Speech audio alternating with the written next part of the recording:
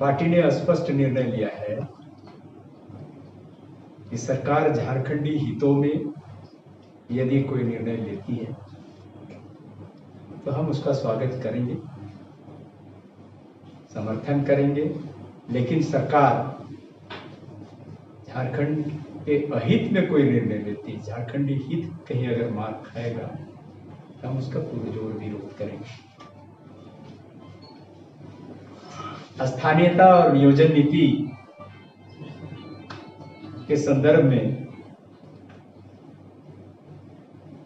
को लेकर के पार्टी हमेशा से संघर्ष करते रहा, सदन से सड़क तक।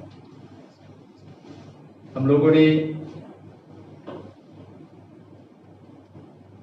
आरक्षण को लेकर के न्याय मार्च, स्मरण पत्र के माध्यम से मुख्यमंत्री को हमेशा विगत वर्ष हम लोग लिखित तौर पर लाखों पत्र सौंपने का काम किया था। उस दरमियान प्रशासन के द्वारा लाठी और हजारों लोगों पर मुकदमा भी दर्ज किया गया। स्थानीयता के सवाल को लेकर पार्टी ने विधानसभा घेराव का निर्णय लिया था और पूरे प्रदेश में इस कार्यक्रम को लेकर के किलाबंदी की गई थी। हजारों हमारे कार्यकर्ताओं पर केस मुकदमा किया गया, लेकिन किलाबंदी के बावजूद हजारों लोग विधानसभा घेराव में उपस्थित हुए। झारखंड राज्य संवेदनशील राज्य है और स्वाभाविक राज्य भी नहीं। इन मुद्दों पर कोई राजनीतिक स्टंट हो, ऐसा झारखंड की जनता बर्दाश्त भी नहीं कर सकती। वर्तमान में ये जो नियोजन नीति, आरक्षण का स्थानीय नीति जो स्पष्ट किया गया है, हम लोगों का स्पष्ट कहना है कि इस स्थानीय नीति को ही नियोजन का आधार बनाया जाए, क्योंकि वर्तमान में जो आधार है वो मैट्रिक और इंटर के सर्टिफिकेट के आधार पर स्थानीय घोषित करता है। तो क्या ये मैट्रिक और इंटर के सर्टिफिकेट के जगह पे ये वर्तमान में स्थानीय नीति को आधार बनाया जाएगा? इस सरकार को स्पष्ट करना चाहिए। हमारा तो स्पष्ट कहना है कि स्थानीय नीति को ही आधार नियोजन पे बनाना चाहिए। साथ ही साथ वर्तमान में सरकार हजारों नियुक्तियों के संदर्भ में प्रक्रिया चला रही है। कहीं इसको बहाना बना करके उन नियुक्तियों को रोके नहीं। हम लोग स्पष्ट तौर पर कहना चाहते हैं, प्रखंड स्तर पे स्थानीय नीति लागू हो, इसका आधार बनाया जाए और 3rd और 4th ग्रेड के नियुक्तियों में प्रखंड को ही आधार बना करके एक स्थानीय नीति लागू की जाए। साथ ही साथ अभी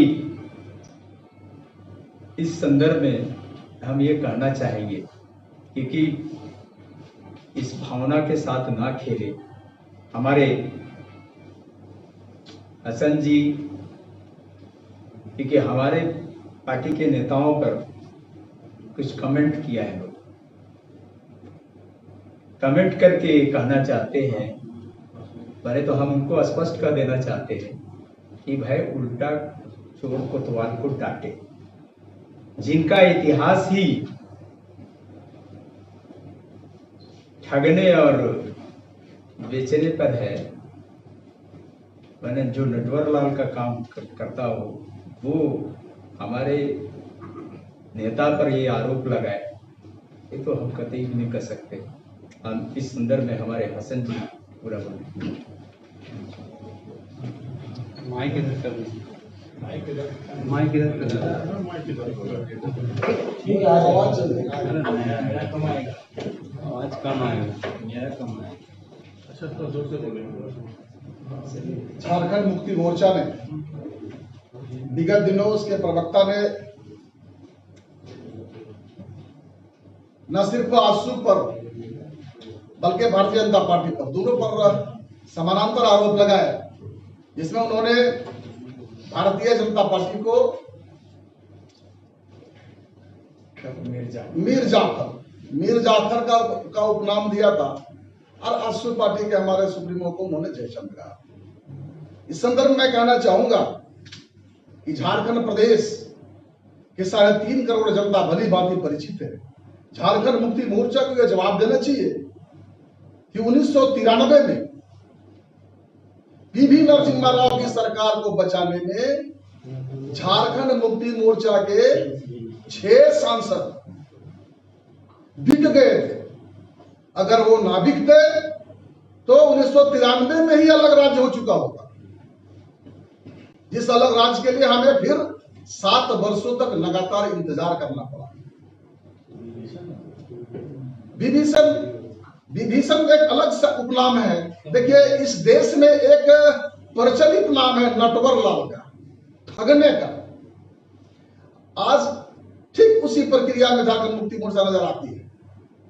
अभी वर्तमान जो परिस्थितियां विकसित हुई है, आखिर किन परिस्थितियों में आनन फानन में सरकार को इतने लंबे समय के मुद्दे को सामने लाना पड़ा, यह सर्वविदित है कि अपने ऊपर लगे हुए आक्षेप का पटाक्षेप करने के इस तरह की स्थितियां विकसित हुई। खैर, जो भी हो, ये जगह झारखंडी हित में तो ठीक है। तो इस तरह की स्थितियां झारखंड मुक्ति मोर्चा के अंदर है। समय समय पर जब हम जमीन पर उतर के झारखंड अलग राज्य के लिए संघर्ष कर रहे थे, हमारे हजारों नौजवान गोलियां खा रहे थे, जेल जा रहे थे, तब ये क्या कर रहे थे? तब ये झारखंड को बेचने का काम कर रहे थे। इनकी नीयत और मंशा भी बहुत स्पष्ट है। आपने देखा होगा वर्तमान सरकार में भी जेपीएससी के चेयरमैन की बहाली आई, उस वक्त कहां इनको स्थानीय नहीं दिखा था। उस वक्त दिखे थे अमिताभ चौधरी जी। अभी आपके दुमका में जो कांड हुआ, हमारी एक बहन अंकिता को जलाया गया, रेप किया गया, उस संदर्भ में जब वहां के विधायक के संदर्भ में पूछा गया, इन्हीं के दल के नेता है सोनाम धन्य, उन्होंने कहा कि मैं नहीं पहुंच पाया समय पर क्योंकि मैं दिल्ली में मार्केटिंग कर रहा हूं। यह इसकी ईमानदारी को प्रस्तुत करता है। साहब, ये सब राजनीतिक ड्रामा नहीं चलेगा। अगर आपके अंदर में ईमानदारी है तो आपने एक राजनीतिक पहल किया है स्थानीय नीति और आरक्षण नीति को लागू करने के लिए, तो इस पर ठोस पहल करें। एक राजनीतिक पहल से काम नहीं चलेगा। इस पर धरातल पर उतारने के लिए, इसको लागू करने के लिए ठोस पहल करनी होगी, तभी यहाँ की जनता आश्वस्त होगी। अन्यथा इसके माध्यम से एक चीज से आप कई स्वीकार करने का प्रयास ना करें, इसके द्वारा आप नियोजन को बाधित करने का प्रयास ना करें। अभी हाल के दिनों में जैसा कि अखबार के माध्यम से कि 55,000 शिक्षकों की बहाली होने वाली है। उन 55,000 शिक्षकों में बताइए किन की बहाली होगी? तब तक अगर आपका स्थायी नीति स्पष्ट रूप से परिभाषित नहीं होगा तो सफर कौन होंगे? सफर झारखंड के युवा होंगे। तो यह स्पष्ट करना होगा कि 1932 के खतियान के आधार पर शिक्षकों की बहाली होगी या फिर मैट्रिक और इंटरमीडिएट में जो आपने जो पिछले जो लागू है उसके आधार पर बहाली होगी। तो ये हमें जयचंद ना कहें, बल्कि स्वयं ये नटवर लाल है, इस राज्य को ठगने का काम कर रहे हैं। समय आने पर जनता के सामने और चीजें स्पष्ट होकर सामने आएंगी।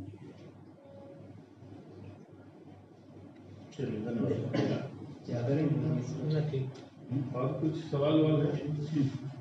लेकिन जब आपको जयचंद और ये सब कहे थे, उसमें तो लोग ये भी कह रहे थे कि ओबीसी का आरक्षण जब घट रहा था उसमें आप भी सरकार में थे भाजपा के साथ।